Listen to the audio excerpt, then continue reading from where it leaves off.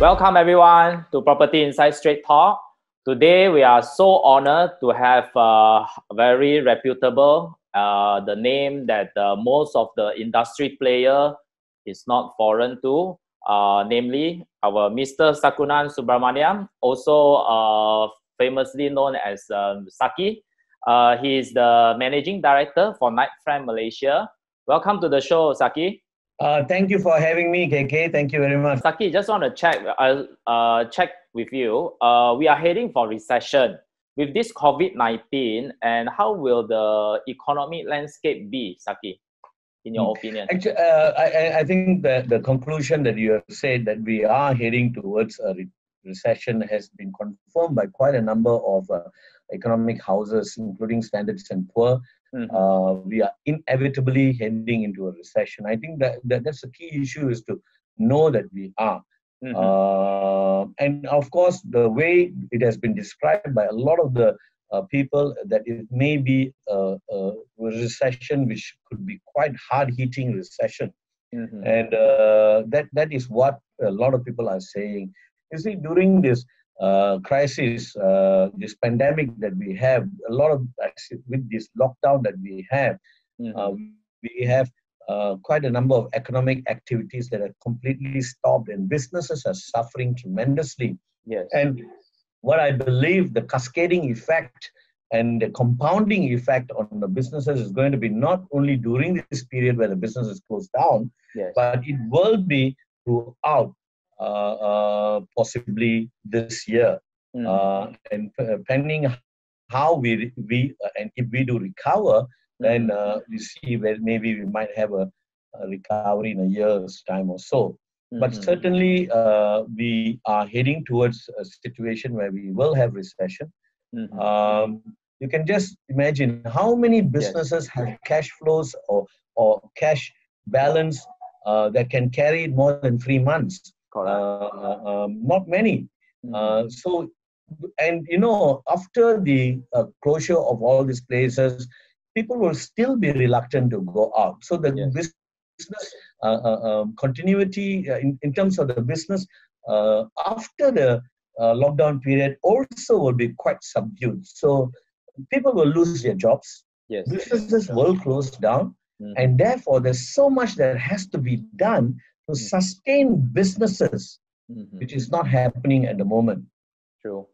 Very good analysis. Saki, I just want to ask you again, this time around, I'm sure you have seen a few recessions. This time around, how is it different than the rest of the recessions? You see, we have, with this recession, it's not a recession that started out of some sort of financial crisis. This is a recession that has started out of a global pandemic, which is different from a financial crisis that has happened. Financial crises are more likely to rebound faster compared to a crisis that began from a pandemic. So I feel that is a key issue, and so because it's so closely linked. The cure and the recovery may be a slower process over time, because there is going to be breakouts of this pandemic, not only now, but the containment is going to be a period of time. People say vaccine could be 18 months, so or a year or more. So the pandemic there will be outbursts here and there. And what made it very sad is, instead of a lockdown which was well thought of, we had a lockdown which dispersed many people out to the kampungs, villages. And today I'm hearing that Jerantut is under complete lockdown and Raup is under complete lockdown because of, and restaurants are not even allowed to sell takeaways. Now tell me, how did Raup and Jerantut get hit? Because during the closure, everybody left to their kampungs and villages. And now, not only we have hotspots, we have the whole country in a lot of places as a hotspot. And that is going to have a greater effect, not only on the urban area, but also on the rural areas of Malaysia. Totally agree. And bringing back to our Malaysia property market, how will it affect the growth of our property market? You see, the current problem is as far as the market is concerned, the market was already in an oversupply situation, especially in the commercial market, in the office and retail market, and also in the resi market to a certain extent, because of ability to purchase has been badly hit. So we were already in a market that was just about showing signs of potentially recovering early in December, January. As you may remember, I did predict that the market has bottomed out and things will recover. But no one ever imagined a pandemic coming in and causing lockdowns and further exacerbation of the property market. And that is exactly what is going to happen. We will see various sectors affected in different ways. And we can go through the sectors later. Yes. I think maybe, if I may say so, talking about the economic stimulus, all the businesses are crying out. The SMEs are crying out, and they're saying, "What is happening? Why are we doing a handout mentality on a cash aid?" Yeah, fair enough. I think what the government is doing to help those people in need. Temporary relief for cash relief, depending on how fast it gets to them, it's very good. Okay. But where the support is the business that gives the job to these people. If the businesses cannot survive, what is going to happen? Two things we have to understand. In any business, the first issue is about the first greatest expense is labor cost. Yes, definitely. Second greatest salary is the occupancy cost. There are two areas that businesses need to survive. How do you help them with labor cost in these times when they are asked to pay salary during lockdowns? Obviously, there has to be a wage subsidy or a wage, a guarantee sort of system. But when you see the announcement given, in fact, there was a bit of confusion on the announcement in itself, where you are actually not allowed to retrench them, or neither are you allowed to cut their salaries down. But when you read, unpaid leave. Exactly. This is the funniest part. If you read the latest guideline from the ministry, they say you have to put them on a minimum of 1 month unpaid leave in order to be eligible to claim this subsidy. That's why the subsidy goes directly back to the staff rather than to the employer. So there has been confusion on this, but now that it's a bit more clearer from what the Ministry of Labour has come up with, I believe it even makes it even worse, in the sense that you have to first you ask them to go home and take no salary. Then you have to prove that you didn't pay salary, even though you have to prove that you have lost 50% of business income from January 2020. Tell me, by the time you are 50% down, you think you still want to carry your staff? Correct. And to prove to them in the month of January onwards that you are suffering 50%. No. You see, you have to prove to them that you have lost 50% from January.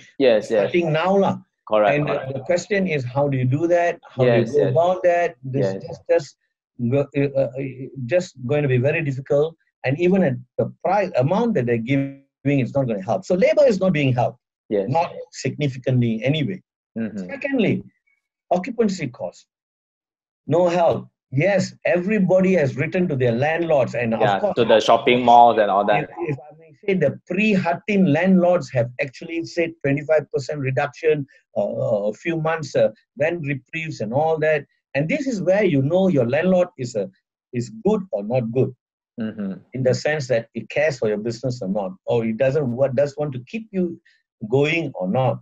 So the question now is, what are we doing to help these landlords be able to give this rent rebates or rent reprieve? What is the government doing about that? Correct. A very simple thing the government can do, apart from what they announced, they want to give rent reprieve for 6 months for all the staff canteens within the government buildings. How is that going to help the rest of the industry? Correct. The key issue is give tax incentive to landlords who can prove that they have given rent rebates to their tenant. Yeah, very good idea. Sustain them. Correct. So that is the key. That's not happening. So what should be done is that, okay, let's say Sunway now gives that much of rent reprieve. They should be able to somehow be able to take that off their tax in order for them to be encouraged. Correct. Private landlords must be encouraged to give rent reprieve in order to allow businesses to survive. So that is a very simple thing that the government can do, but nobody is thinking. So I do believe this sort of thoughts should be given up to them. And another simple thing that you could do is quit rent and tax assessment. I think it's about time in these tough times for landlords to be able to give a waiver for the second half of 2020. How much can you lose out? Of course, quit rent and quit rent is a state matter, but most states should be able to do that. And when I say government, I'm not only talking about the federal government, I'm also talking about the state government incentives. Also they can certainly give this sort of incentives to help. I am here talking about businesses which then go to the longevity of how our economy can survive through this bad times. Yes. And also towards holding the bottom so that the bottom don't drop out of the property market. Yes. This is very important, So these are the things I think we should do apart from put cash in people's pockets. Stamp duty, for instance, can be, because investment activity is going to be down, so stamp duty can be reduced, at least temporarily. These are things that the government, but of course, the other end of the story is the government must have that kind of money. True. In order, because they need the revenue. If these revenues are foregone, this sort of tax reprieve is given, then where are they going to get the revenue from? Yes. I think at this moment in time, it is important that the government raise borrowings, either through bonds or whatever not, in order to sustain. Being self-sufficient now is not the right thing to do. I think right now is to raise money. COVID-19 bond. To put money into the economy in order. We have already seen the money moving from west to east. Yes. People's investment money is coming. That's why we had some sort of little surges in some sort of stock markets in the east. So I think it's time to look at this sort of measures. Sorry, KK, a little bit long, but no, it's well said. It's spot on, Saki. The other thing is, Saki, what do you think of this moratorium, this measurement? 6 months? Moratorium is good. You don't have to pay. Excellent. But interest. Yes. Eventually, you still have to pay. Correct. And then in 6 months' time, what happens? So I think some banks have taken the step in the right direction that they will not compound the interest. So which then makes it better if that happens. Otherwise, I think those who don't give and accrue it back for you to pay, it doesn't help. I mean, these SMEs do cash flows are important. If they don't have to pay loans, it's very good.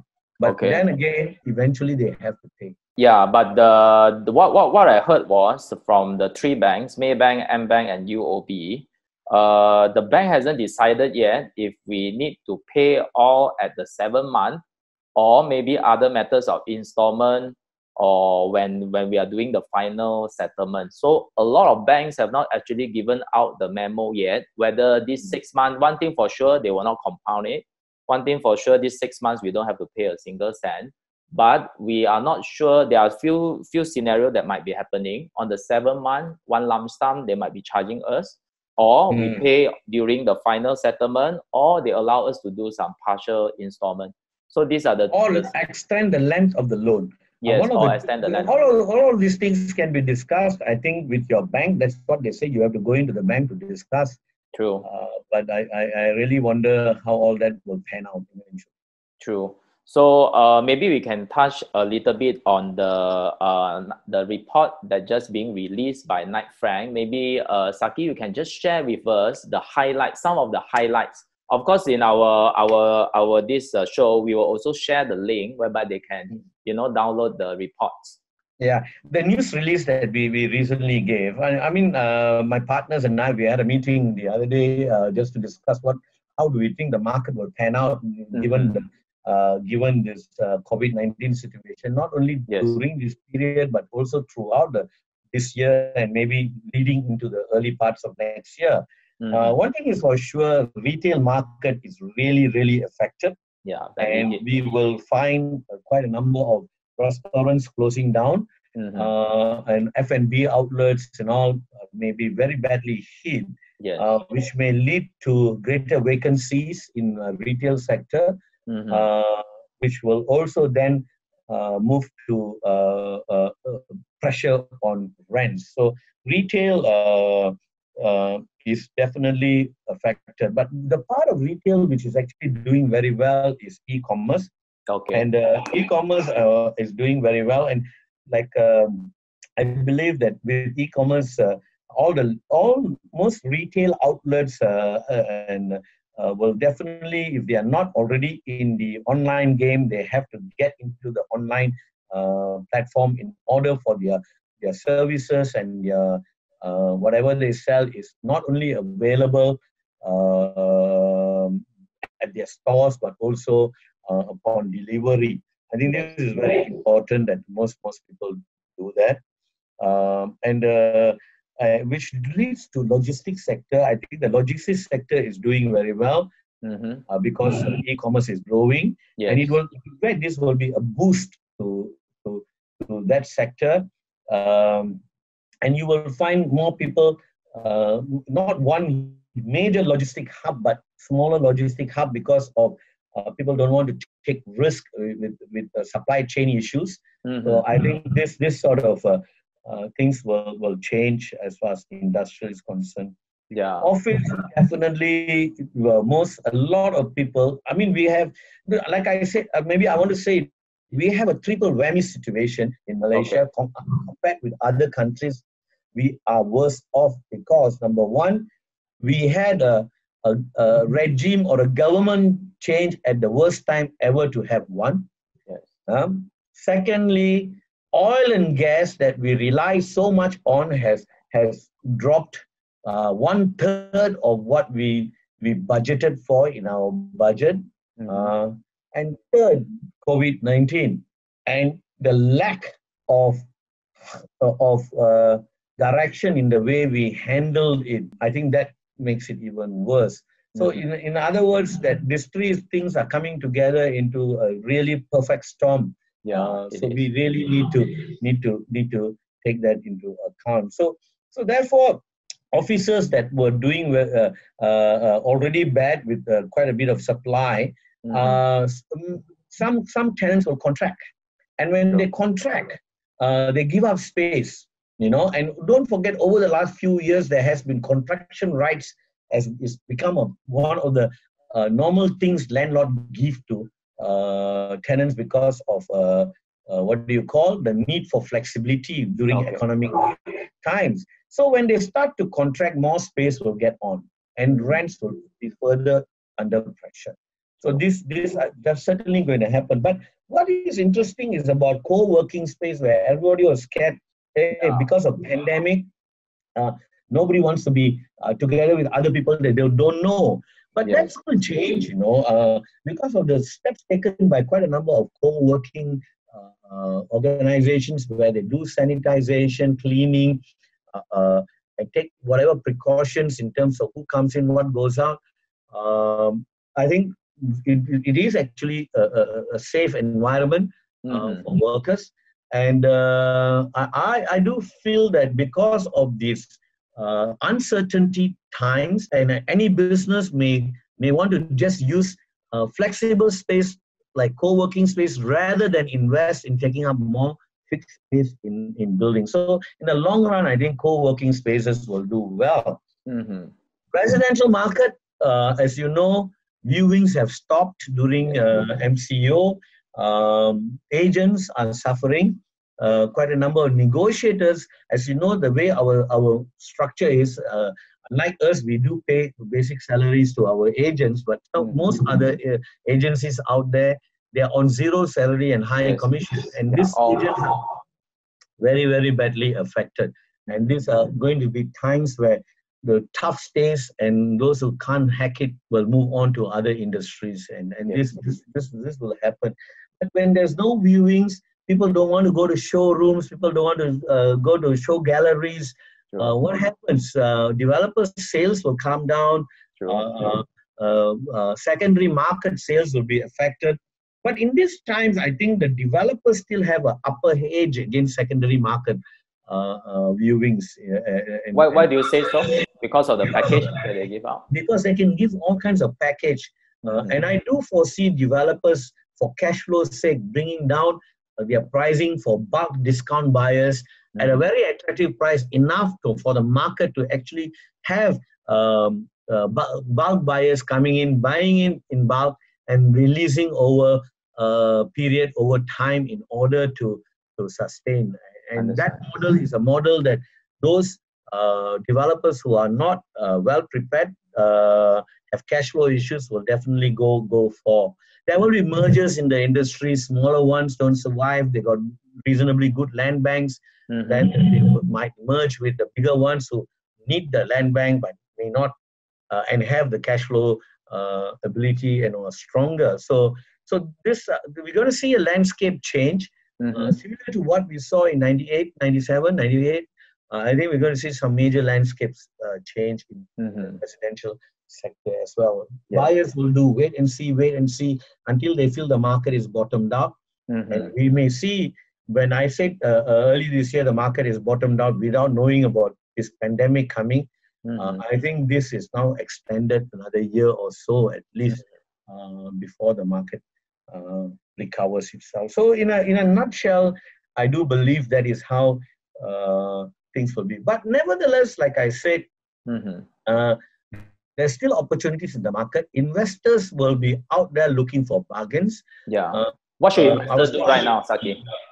That's the thing. Look out for desperate sales, because you will get a damn good bargain. You know, Malaysia is still very cheap, and it is not the end of the world. So look out for, if you are looking to buy an office building, now is the time to say, okay, you know what, I'll offer X amount of discount from what market value was, and go in and buy it at this time. And then, of course, what that will create is yields will go up. Yes. You know, when values come down, yields will go up, because the transaction is based on a higher yield, which it goes into a lower value. Don't get, I mean, a lot of people get it wrong. Oh, high yield means high value. No, it's the reverse. Yeah. High yield means higher risk. Higher risk means lower value. So you have to get that correct in your mind. So in other words, because of the higher risk and the higher country risk we have at the moment, because of the regime or the government change, and so there's so many things of uncertainty, we will see yields go up. Office yields, that prime yields that used to be 6%, maybe it might go up by 25 basis point, 50 basis point, to bring value a little bit lower, which will then start to see transactions. So if you are an investor, these are the times to look for this sort of bargains in the market. But it won't happen straight away. It will only happen in the next 3 months. So now, watch and see. 3 months, move in when you know what you're getting is cheap. Cash will be king, and cash is king. I hate that for whatever obvious reason, but it is true, cash is king. Yes, totally agree. Saki, what do you think of the overall business model will change? For example, now a lot of people are used to working from home, And of course, Airbnb concept or co-work, Airbnb right now, they weren't at the best situation. And of course, we are also used to staying at home, during this MCO. We are used to that for 4 weeks. It could be longer, it could be 6, it could be 8 weeks. And we have adjusted our lifestyle accordingly. For example, how to eat at home, shop at home, order the Grab food from home. How will it change the landscape? For example, in terms of people going to the shopping mall and consume from there on. I don't know. Maybe you can share some lights to us. I think first of all, work policies and work philosophy will change, and we have just been accelerated to the change by COVID-19. Yes, flexible working arrangement is going to be the way it is. Yes. Because now that we work from home, a lot of employers can see, hey, work can be done at work, at home. We can use Zoom to monitor. You can use Zoom, you can use so much of meeting technology there. So therefore, why do we need to have one desk space for this person? Can I save on that occupational cost? Can I go into an arrangement if I have a staff of 20 people, that 10 people work at in the office one day, 10 people at home. Yes. Either way. So this sort of a flexible working arrangement, which include, say, 1 week, got 5 working days, 2 days you stay home, 3 days you come to work. Yes. All this has already is happening in Shell and a lot of other multinational companies which have already embraced this. Many local companies in Malaysia have not embraced this thing because the boss wants to see the staff, but that's changing. Now even the old bosses are sitting and saying, hey, if I can save money, why not? True.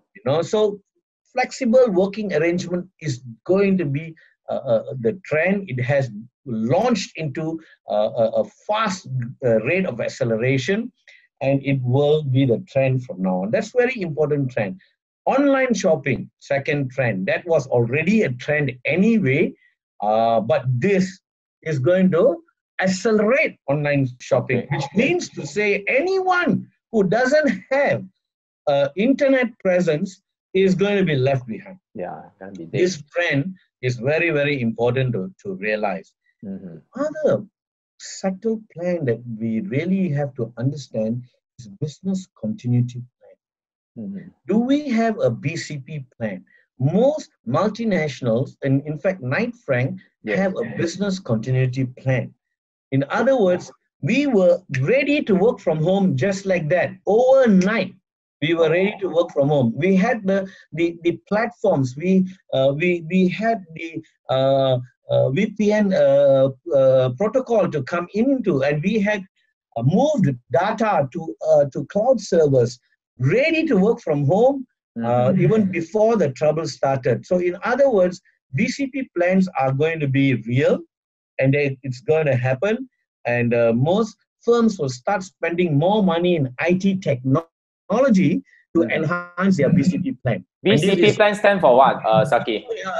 Business continuity plan, BCP. Business continuity plan. Business continuity plan is a common acronym used by most multinationals and firms.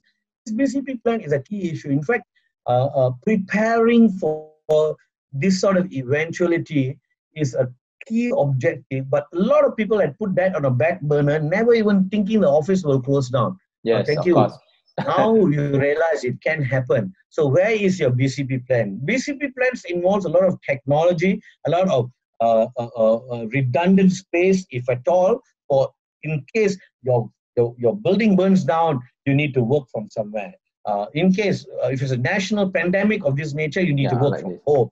Yes. So those sort of things are going to be the way the employers are going to put more money in IT, which means to say IT firms that provide these sort of solutions are going to thrive. Yes. So they're going to do well. People like Zoom, look at how well they are doing. Teams, Skype doesn't really Microsoft, not that much, but there's so many other platforms and for communication. We at Knight Frank even use this sort of tools for social. And you see, for us, every Friday we have a Friday night drinks. Yes. And for the last 2 Fridays in a row, we are drinking at home, but using Zoom and connecting with each other. Wow. We have about 20, 30 people who like-minded, who don't mind a Friday night drink. We sit down in Zoom, talk about everything, how we are coping with each other. It helps us mentally to stay sane, keep our sanity while we are at home, you know. So using this sort of platforms, connecting with each other is the way to stay sane. Yeah, that's true. Totally agree. Because it's all about connectivity right now. And most of the technology, if we can work from home, the next thing for employer standpoint is, why do I need an actual office to start with? Maybe the last question for you is, what kind of strategy should investors adopt? Just now you were sharing a little bit, probably it's about time for them to really analyze and, wait and analyze the best deal to come to them. Besides that, any other things? I mean, from your years of experience, you have seen through a few of recession. For me, I think you should look at how various countries have. I don't know, if you're an international investor, you should look at how various countries have handled this situation, and look at how fast they bounce back. Yes. And these are the countries that you may want to look at investing. True. We Malaysians, we love to invest in Australia, UK. Yeah. We hardly think about investing in regimes like China. But if we've looked at how China has handled this situation, and given the fact that the yields there are quite reasonable, would you not think of China as putting some part of your eggs in China? I think these are times to see the way Singapore has handled it. Would you invest in this sort of countries that have shown great leadership during these times, where diversification must be? You have to think about diversification. It's very sad to see certain countries, the pandemic is really uncontrolled. True. In fact, one of the greatest things this pandemic has shown is exposed the incompetency of many leaders in this country. And I'm talking about not only political leaders, I'm also talking about business leaders, how they run their companies. That if your company, I know of some companies who churi want to go back to work because they have to finish reports. And I can think to myself, come on, why were you not planned? That shows the incompetent leadership of that particular business. The same thing in terms of the leadership of all the other countries. So where do you want to put your money? True. Do you want to put your money in where the country is well governed? Yes. Or do you want to pay where everyone is just playing politics? So these are the things that one have to think about in these times. Yeah. We want to put our money at the goose that can lay golden eggs. Saki, with that, again, thank you very much for your precious time, and thanks for your insightful sharing. Really appreciate it, and hope all the best for you as well as our nation, and may we all stay strong and go through this pandemic. All right. Thank you very much, Saki. We will thrive. Take care. Yes, we will thrive. Yes. Thank you very much.